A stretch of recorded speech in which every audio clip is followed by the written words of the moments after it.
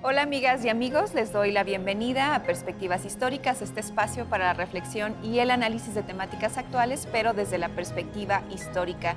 Nos encontramos de nueva cuenta desde el Museo Nacional de Historia, mejor conocido como el Castillo de Chapultepec, y bueno, saludo como cada semana a Felipe Ávila. ¿Cómo estás, Felipe? Bien, Magali. Y bueno, les comento que vamos a abordar el tema de la independencia y para ello les invito a que vayamos a descubrir a nuestro invitado del día de hoy. Eduardo Orozco es licenciado en Historia por la Facultad de Filosofía y Letras de la UNAM. Ha participado como organizador y ponente de varios eventos académicos y culturales relacionados con la historia militar y política mexicana del siglo XIX. Es fundador y coordinador del Seminario de Historia Militar y Naval que sesiona en el INERM. Ha publicado textos relacionados con el proceso de independencia en algunas revistas del tema como Revista de Historia e Interdisciplina de la Universidad de Guanajuato y en Sinsun, Revista de Estudios Históricos de la Universidad Michoacana de San Nicolás de Hidalgo, entre otras. Su última publicación es La campaña militar del ejército trigarante en el centro de la Nueva España, 1821. En la obra colectiva Nuevas Visiones e Interpretaciones del Proceso Emancipador, 1821-2021, México, UNAM. Bueno, regresamos. Muchísimas gracias, Eduardo, por acompañarnos en Perspectivas Históricas para hablar de un tema que es producto de tus investigaciones, pero también, me imagino yo, parte de tus intereses historiográficos. Gracias por acompañarnos en Perspectivas Gracias Históricas. a ustedes por la invitación.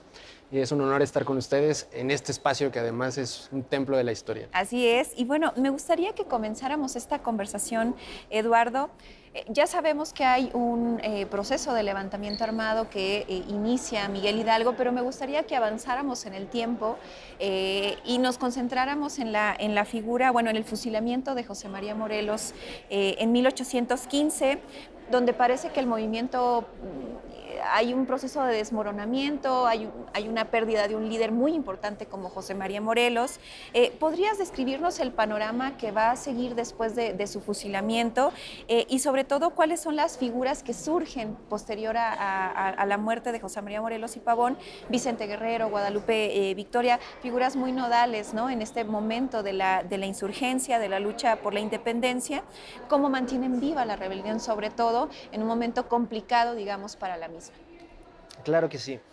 Bien, con la muerte de Morelos en diciembre de 1815, lo que significa este acontecimiento es que la insurgencia pierde a su comandante más brillante, a su estratega más brillante, pierde el empuje militar que había tenido y pierde también el impulso político que se había logrado alcanzar en el Congreso de Anáhuac, ¿no? Entonces la insurgencia va a comenzar en ese momento, a partir de 1816 y hasta por ahí de 1820, comienza en una fase de repliegue, de reorganizar sus propias filas y de atomización. Entonces, cuando antes había un centro unificado, político y militar, ahora va a haber comandantes en diferentes zonas. Surgen, como bien lo mencionabas, Vicente Guerrero en el sur, surge también otro núcleo de resistencia hacia la zona de Veracruz, en la parte de, bajo el mando de Guadalupe Victoria. Y otro núcleo muy importante de resistencia se va a dar en la parte del Bajío, este núcleo productivo de la Nueva España, donde va a haber insurgentes no tan conocidos, pero sí muy importantes, como el padre José Antonio Torres, quien junto con Pedro Moreno mantienen viva la insurgencia en esa zona. Ahora bien, esa zona del Bajío, tomemos en cuenta que en 1817 recibe un impulso muy importante cuando llega el insurgente español Javier Mina y se une a ese movimiento con esos dos líderes y encabeza un auge, un último auge a la insurgencia en torno a algunas zonas fortificadas del Bajío, particularmente en el Fuerte del Sombrero, en el Fuerte de los Remedios, ¿no? Mientras tanto, Vicente Guerrero se va a mantener en una fase de resistencia en lo que se conocía como la Comandancia del Sur. Se dedica a atacar los convoyes que pasan por ahí, que van del puerto de Acapulco hacia la Ciudad de México, y Guadalupe Victoria en Veracruz se dedica también a atacar la ruta desde la Ciudad de México hacia el puerto de Veracruz, y esto va provocando entonces un desgaste total en las fuerzas realistas, les baja la moral, pero también les quita los recursos, no nada más los recursos económicos, sino también los recursos como víveres, como alimentos, como pertrechos, armas, municiones. Entonces, esta insurgencia se convierte pasa de ser una guerra de empuje, pasa de buscar conquistar la Ciudad de México a buscar resistir para poder reorganizarse después en espera de un nuevo empuje otra vez. Eduardo, la Guerra de Independencia, que dura 11 años, tiene etapas muy marcadas, diferentes entre sí. La primera insurgencia, Hidalgo logra formar grandes ejércitos de casi 100,000 combatientes que arrasan buena parte del Bajío, del centro de México, llegan hasta la Ciudad de México, prácticamente a las afueras, y sin embargo fueron derrotados muy pronto. En una segunda etapa, bajo el liderazgo del cura José María Morelos, el ejército insurgente ya no es tan grande, pero es mucho más efectivo, más disciplinado, más organizado, y además con un proyecto político muy claro que, si bien venía heredado de las ideas de Hidalgo, Morelos logra darle concreción, logra hacer zonas liberadas, convoca al Congreso de Chilpancingo y hay una primera constitución que refleja el programa de la insurgencia. Pero después de la muerte de Morelos, como comentábamos hace un momento, entra la etapa de desmovilización, de resistencia, de focos que mantienen la lucha, pero ya no son los grandes ejércitos, tampoco ya son las grandes proclamas políticas. Platícanos un poquito de estos difíciles años que van de diciembre de 1815 a 1820. Claro, hagamos rápido un recuento, ¿no? En la etapa de Hidalgo, esta primera insurgencia se va a caracterizar por una hueste masiva que sale con Hidalgo desde el Bajío hacia la Ciudad de México. Y el objetivo es claro, van sobre la capital para terminar el movimiento ahí. Cuando Morelos toma el control y se vuelve la cabecilla más visible del movimiento insurgente, él le da una reducción a esa hueste masiva, crea ejércitos disciplinados, bien armados, y eso le permite avanzar otra vez hacia la Ciudad de México. La táctica de Morelos es muy clara en ese momento, ¿no? Es rodear las provincias alrededor de la Ciudad de México y luego caer sobre ella. Sin embargo, el empuje realista no le permite hacer esto y Morelos es capturado y muere. En esta etapa, a partir de 1816 y a 1820, en esta resistencia, ya no hay grandes ejércitos, hay pequeños grupos de hombres, 100, 50, 200 a lo mucho, que se caracterizan por este conflicto de guerrillas, ¿no? Es decir, atacan rápidamente en centros estratégicos, centros donde se guarda dinero, donde se guarda armamento, donde se guardan víveres, atacan a los convoyes que van cargando mercancías, que van cargando plata en los caminos, atacan rápido, se llevan todo lo que pueden y escapan por los montes. Entonces, una característica, una táctica muy importante de esta etapa va a ser justamente esa, la guerrilla que se esconde, la guerrilla que es difícil de combatir, la guerrilla que tiene el apoyo de las comunidades locales como punto importante para sobrevivir. También otra característica muy importante de esta época es el hecho de que la insurgencia, atomizada en estos tres núcleos que comentamos hace un momento, comienza a fortificarse, comienza a ser fuertes la mayoría de maderas, ¿no? Fuertes como el del Sombrero, fuerte como el de los Remedios. En el estado de Guerrero existía otro que es el fuerte de Barrabás, se conocía. En la zona de Michoacán estaba el fuerte de El Cóporo, ¿no? Y estos se convierten en núcleos insurgentes donde estas partillas guerrilleras se repliegan ahí para defensa y crean una nueva sociedad, una sociedad de insurgente en armas, una sociedad también que tiene sus propias dinámicas económicas. Entonces, podemos resumir en que esta etapa de resistencia se trata ahora justo de eso, de resistir, de hostigar al enemigo, y esto le permite a los insurgentes elevar su propia moral mientras va disminuyendo la moral del enemigo y va desgastándolo poco a poco. Eduardo, Felipe, les invito a que vayamos a un pequeño corte. Les recuerdo que seguimos desde el Museo Nacional de Historia, el bellísimo Castillo de Chapultepec. Regresamos.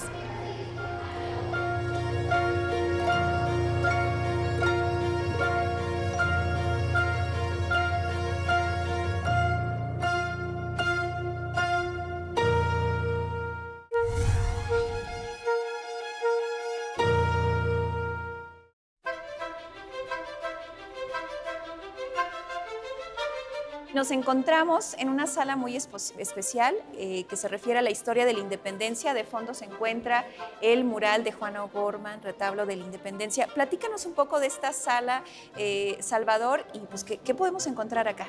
Bueno, muy rápidamente, esta sala es tal vez el corazón del Castillo de Chapultepec. Esto fue el comedor de presidencia. Y hacia 1957 se le pide a Diego Rivera que hiciera un mural con las escenas de la independencia. Pero Diego Rivera muere en el interín. Juan O'Gorman había diseñado ya la pared para ese mural y finalmente a principios de los 60 se lo dan a Juan O'Gorman y él es el que diseña esta pared.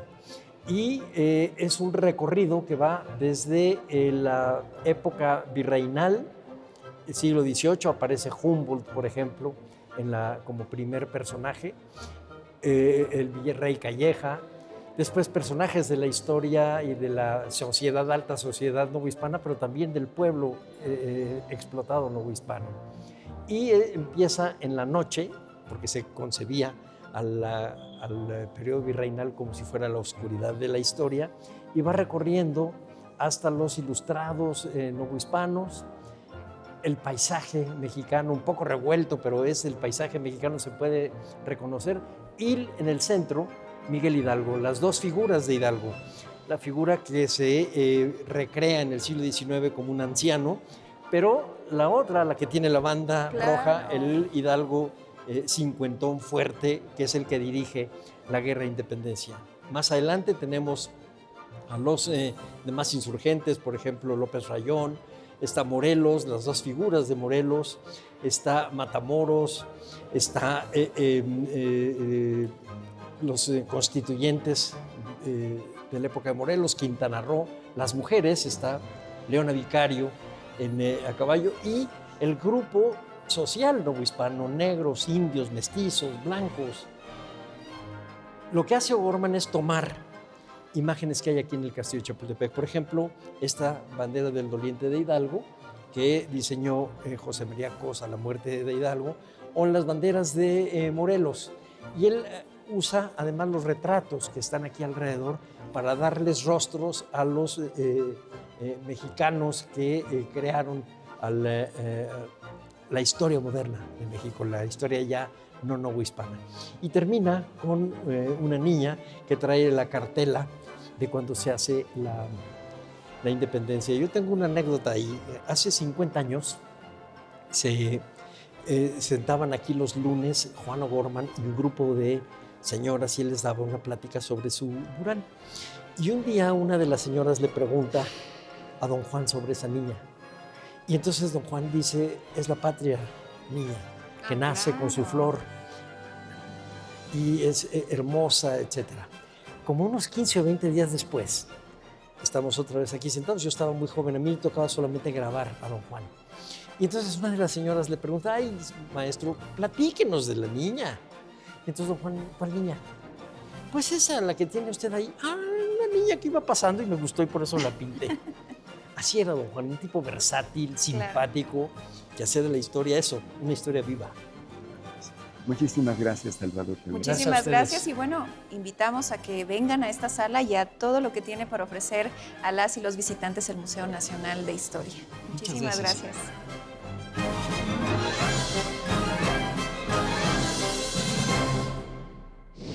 Regresamos, amigas y amigos, al castillo de Chapultepec, donde estamos conversando con Eduardo Orozco acerca de la insurgencia.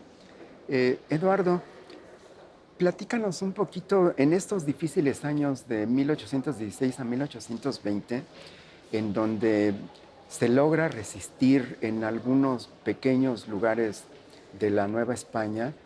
Ya nos habías comentado las dificultades que tenían estos núcleos guerrilleros, pero platícanos un poquito acerca de dos cosas. Por un lado, el impacto que tuvo la política de indulto del virrey para ofrecerle a los líderes que sobrevivían y que no habían sido ni asesinados ni encarcelados, que se amnistiaran. ¿Qué efecto tuvo esto mientras el absolutismo se restablecía en España y regresaba Fernando VII al trono? Y también, ¿cómo cambia esto en 1820 cuando una insurrección popular en España abole nuevamente el absolutismo y restablece la monarquía constitucional? ¿De qué manera repercute en México este restablecimiento de la Constitución Liberal de Cádiz en lo que estaba sucediendo en México? Porque los realistas llegaron a pensar que ya habían ganado, que la insurgencia estaba derrotada. ¿Qué pasó en estos años? Claro, a partir de 1816 cambia el virrey, sale Félix María Calleja, entra en funciones Juan Ruiz de Apodaca, conocido también como el Conde del Venadito, y él trae la instrucción desde Madrid de implementar una política de pacificación. En España ha regresado el absolutismo de Fernando VII, otra vez está en el trono, le interesa eso, pacificar el reino y consolidar su poder absolutista sobre España. Entonces el virrey Conde del Venadito despliega esta táctica pacificadora, muy conciliadora, de ofrecer el indulto, el perdón del rey a todos estos insurgentes que habían estado levantados en armas.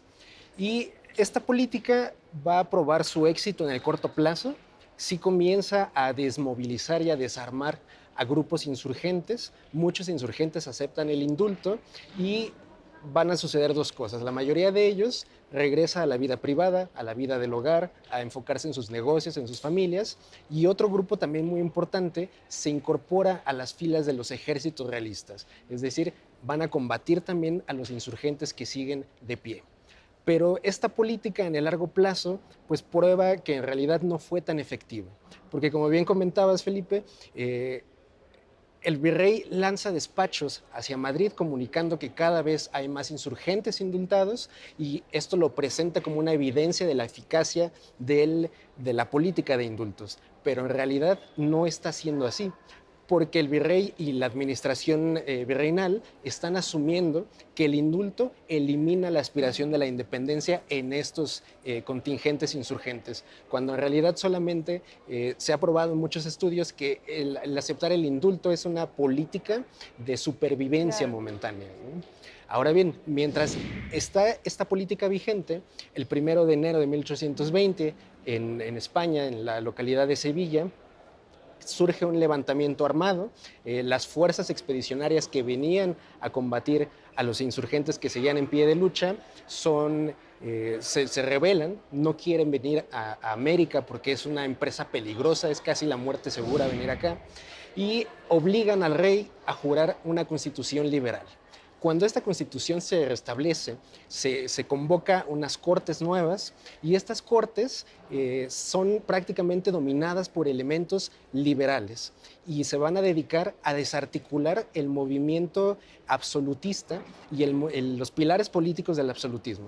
Es decir, por un lado van a obligar al rey a obedecer y a sujetarse a la Constitución, por otro lado van a quitar privilegios a la iglesia y al ejército, es decir, disminuye el poder absolutista y esta política liberal en España pues se va a ver reflejada también en la Nueva España. Y cuando llegan las noticias de estas órdenes, de estos despachos, de estas reformas, es cuando la élite virreinal, los grandes comerciantes, los grandes comandantes europeos comienzan a ver en peligro sus intereses. Y entonces la idea de la independencia ya no es solo una cuestión de la insurgencia, sino que en 1820 comienza a discutirse en los periódicos públicos. Todo el mundo ya no habla sobre si conviene la independencia o no, sino cómo debe de hacerse esa independencia, porque son las élites ahora quienes están impulsando este movimiento de separación. Y Eduardo, bueno, en este momento también surge un personaje que hasta el día de hoy es controvertido en la historia de este país, en la propia memoria colectiva de las y los mexicanos, que es Agustín de Iturbide. Un militar que pertenecía al ejército realista, que había combatido a los insurgentes, a los rebeldes, pero hay como un momento clave, un hito en esta historia que tiene que ver con su cambio de bando, ¿no? Y el famoso abrazo de Acatempan con Guerrero por la causa de la independencia, la proposición del plan de Iguala. ¿Quién es este personaje, no? Y por otro lado, ¿cuál es su lugar en esta historia que estamos contando en el proceso de independencia que va a derivar en una consumación? Claro, sí, Agustín de Iturbide es uno de los personajes más controvertidos de nuestra historia, ¿no? Creo que es un personaje que amas o que odias, literalmente, no hay un punto medio, ¿no? Y bueno, Agustín de Iturbide es un criollo de las familias más ricas de Valladolid. Es un personaje privilegiado que sigue esta tradición de las familias importantes de la Nueva España de tomar una carrera militar. No en el ejército profesional, sino en grupos de ciudadanos en armas que se conocen como milicias, lo cual no le asegura llegar a los altos mandos del ejército. El grado máximo al que pueda aspirar gente como Iturbide es el de coronel, es decir, es un oficial de alta graduación, pero no es un alto mando. Iturbide entonces va a probar su eficacia, va a probar ser buen comandante, buen estratega durante los años de 1810 a 1816. Es muy eficaz en contener a la insurgencia del Bajío, pero es también muy sanguinario. Tenemos casos ahí registrados de que Iturbide manda apresar a 300 mujeres, las mujeres de Pénjamo, ¿no? Por ejemplo, para desmoralizar a la insurgencia.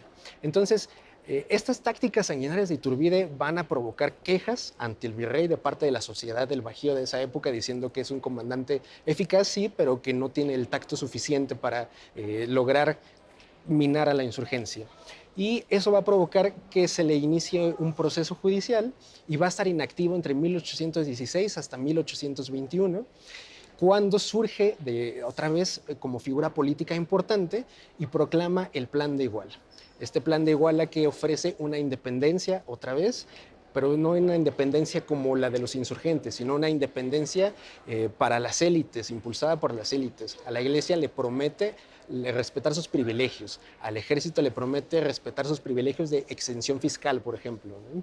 Y Iturbide entonces surge como la gran figura del momento, porque él mismo lo dice así en sus memorias: el Plan de Iguala es una invención mía, yo lo hice, yo lo creé, y en torno a esa figura de Iturbide se comienzan a aglomerar antiguos insurgentes, comienza a convencer a antiguos realistas a que se sumen a ese movimiento del Plan de Iguala, y entonces él se vuelve la cabeza más visible de ese movimiento. Incluso en la época se le va a denominar como primer jefe del ejército trigarante. Y el abrazo de Acatempan es el momento simbólico entonces en el que Iturbide y Guerrero, antiguos insurgentes y antiguos realistas, enemigos a muerte, deciden unirse por una causa común que es la independencia. Entonces la causa ya está puesta, todo el mundo está de acuerdo que vamos por la independencia. El problema va a ser qué tipo de independencia queremos y qué vamos a hacer con el país una vez que logremos esa independencia. Pues te agradecemos mucho, Eduardo, esta primera conversación, porque vamos a seguir contigo en Perspectivas Históricas hablando justamente de esta conmemoración de la independencia de México, porque es tiempo de conmemorar esta fecha. Bueno, les recuerdo que estuvimos en el Museo Nacional de Historia, el Castillo de Chapultepec, y como se pudieron dar cuenta, estuvimos en un día cotidiano del museo, con visitantes pasando aquí a nuestro alrededor. Y esto lo aprovecho para decirles que si tienen la oportunidad de visitar el Castillo de Chapultepec, pues vengan. Les comento que dentro del museo una de las salas se dedica justamente al tema que conversamos hoy con Eduardo, la independencia de nuestro país. Así que vengan al Museo Nacional de Historia. Y no me queda más que despedirme, agradecerles su compañía y bueno, nos esperamos la próxima semana en Perspectivas Históricas. Hasta pronto.